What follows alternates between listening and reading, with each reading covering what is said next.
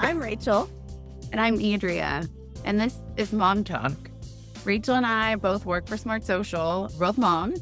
Between us, we have 9 kids, which is quite a bit. I mean, that's almost a basketball team, right? It's just busy for sure. That's right.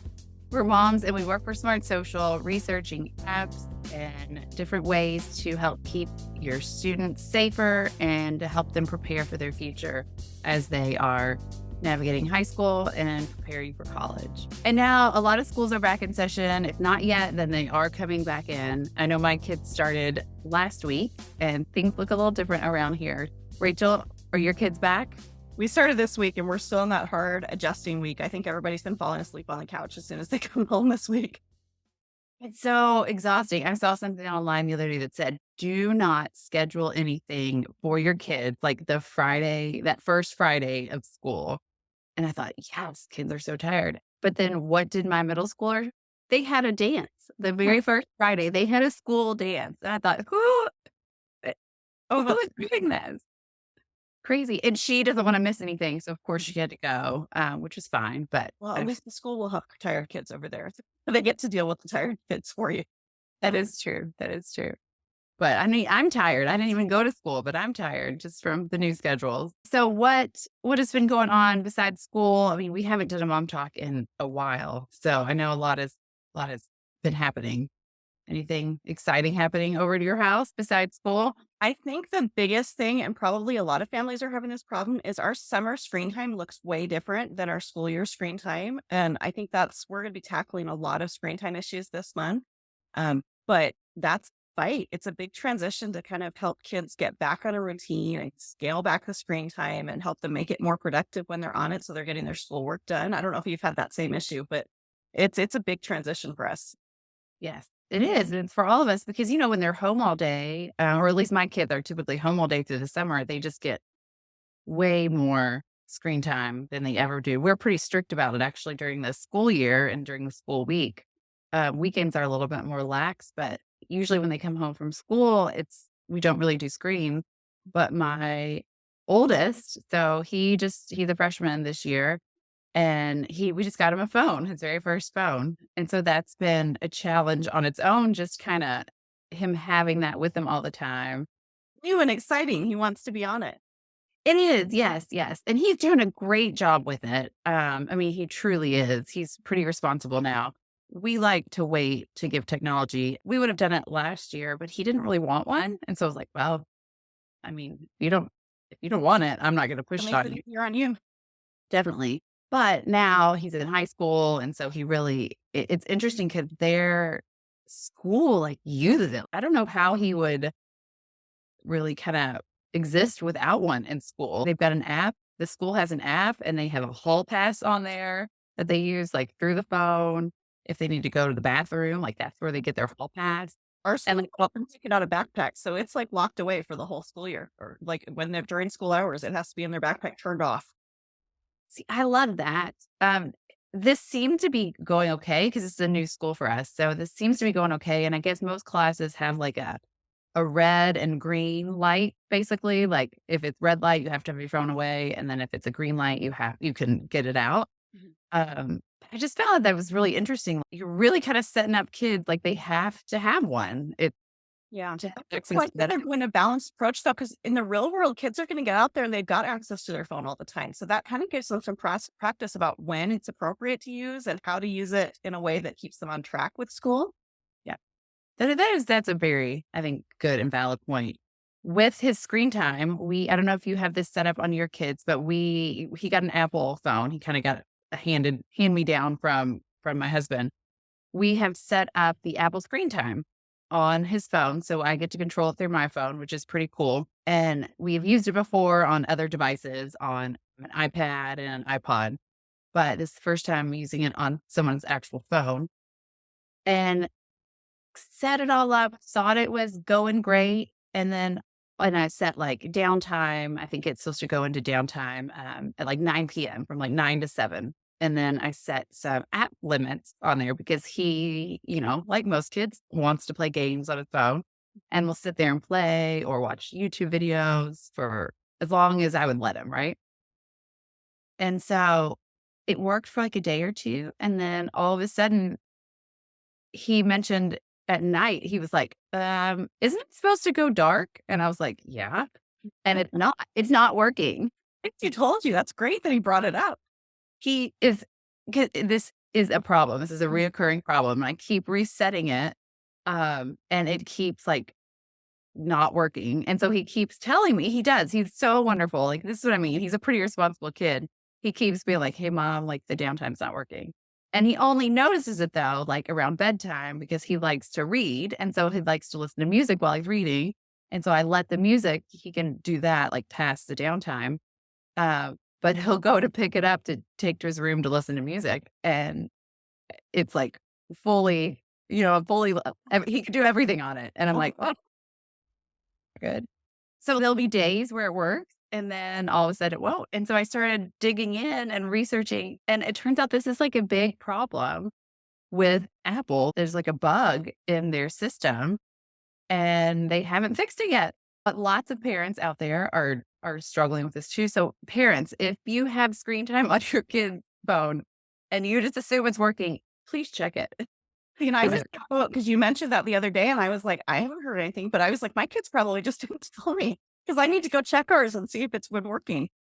Yeah, I know. Well, I think a lot of kids, I think it's probably like a natural inclination to not check it. And they might not even notice, right? I'll tell you, my son did not notice when he got that extra time when he was playing the games or watching the videos. He didn't notice. It was just when he was going to go, read after hours that he realized that he could do everything on it. So We get so sucked into that they don't notice the time is passing. So I think that's easy for them to not realize that their time limit's up anyway, especially if the phone's not reminding them.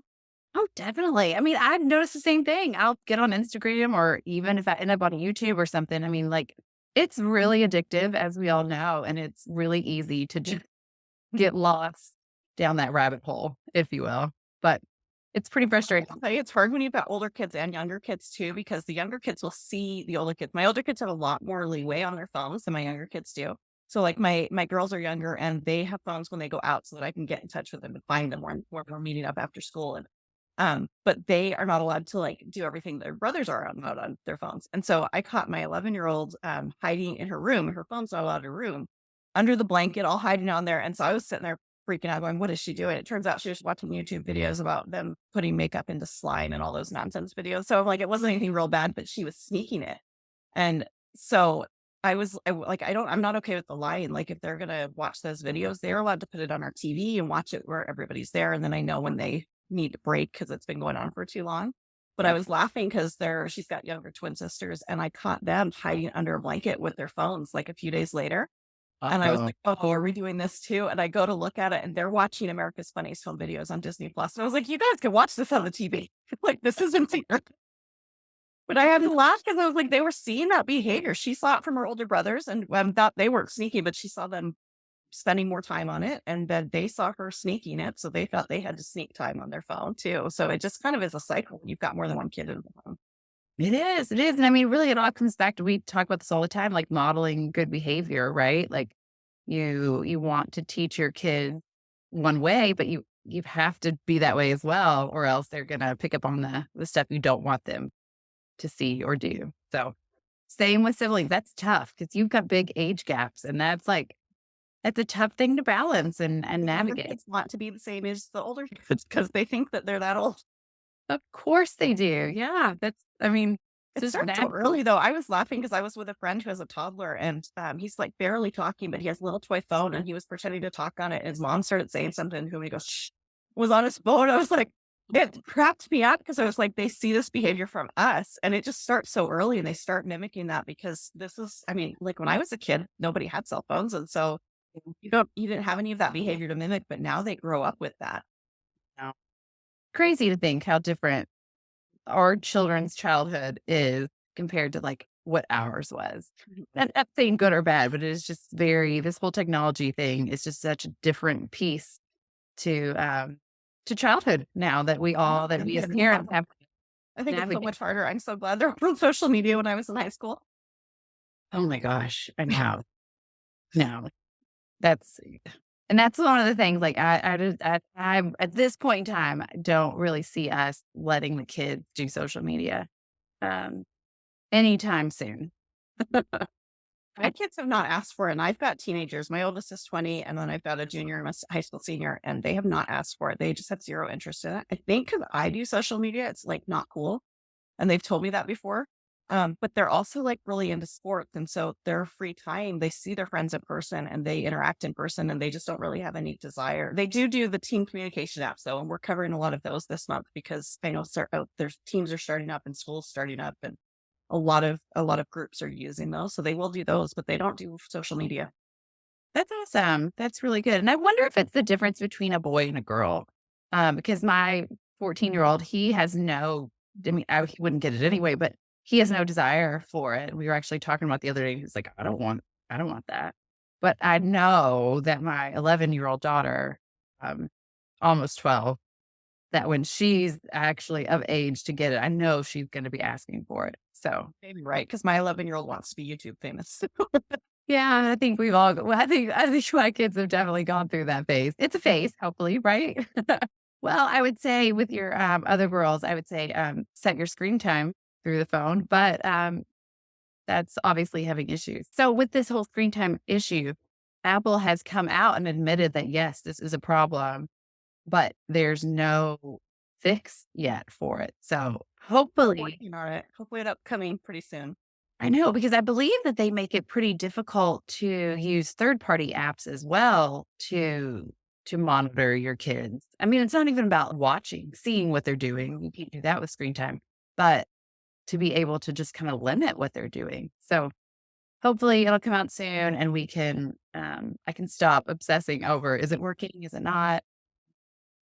What we do, we have a spot they have to plug them in at night. So we know like 9 o'clock or whenever they're done with them for the night, they have to go plug them in and I can see them. They're upstairs and my kids have bedrooms downstairs. So they can't take them down there and I've got them where I can see them. And so maybe that's a solution too. If you're out there struggling with the Apple screen time, then maybe just have a spot where your phones go to sleep for the night and they can't access them till morning. Do you do that with your high schoolers too? Do they still have to do that? Yeah, I do. I got a lot more lenient over the summer with them, but when we're during the school year, because otherwise my boys are really good about not playing games, not getting into too much on their phones, but they will stay up reading and they've got like Kindle apps on their phone and they'll start falling down like YouTube rabbit holes and watching random videos and stuff. And so they'll stay up too late and not go to bed because they lose track of the time. So I make them put it up during the school year too. I think that's wise and smart. We do the same thing, but obviously my kids are all a little bit younger, so I wasn't sure if it still worked as they got a little bit older. So that's good to hear. As if you're in charge of the chargers. Yes. Yeah. Another thing that we did with my son getting a phone, we went through our social media agreement, our family media agreement, really, that we have on our website. And we went through it basically page by page and kind of bullet point by bullet point. And it is lengthy, I will say, but I feel like it was really effective.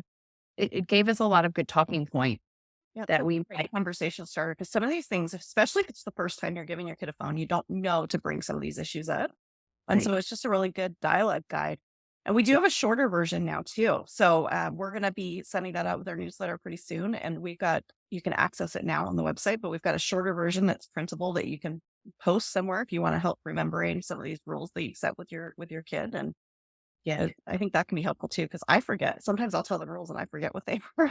So I think having them posted and visible just keeps everybody on the same page. Yeah, and I think it's just a kind of a good reminder, like, oh yeah, are we following these? Good to check in. Glad we've got that. I think it looks really good. The condensed version is awesome. So either version is great. Whatever you need for your family, you can download it. They're Google Docs, so you can download and kind of adjust or just print off what we already have and fill it in. I think it'll be pretty helpful. Okay, we're going to take a little break and hear from Josh now. And when we get back, we've got a lot of really exciting events coming up that we're going to talk to you guys about and give a little bit more information on. So we'll be back in a few minutes. You're listening to the smartsocial.com podcast. Each week, we help parents and educators keep students safe on social media so they can someday shine online. Make sure you join our newsletter to get the most up-to-date social media alerts at smartsocial.com/newsletter. Every Tuesday and Thursday, we send out the latest social media app resources that help parents and educators to navigate this challenging landscape with their students. Now let's get to the program. Okay, welcome back. We have some exciting live events coming up that you're not going to want to miss. One of them is free, whether you're a member or not, and it goes over a lot of the new AI tools. Andrew, have you started using some of the new AI tools out there? Yeah, but a little bit. I'm definitely like diving in. I use ChatGPT, honestly, kind of almost daily. And I've played around with some of the art tools as well. A lot of really cool things. It's talking about different things in our childhood. Man, it's like from the future, right?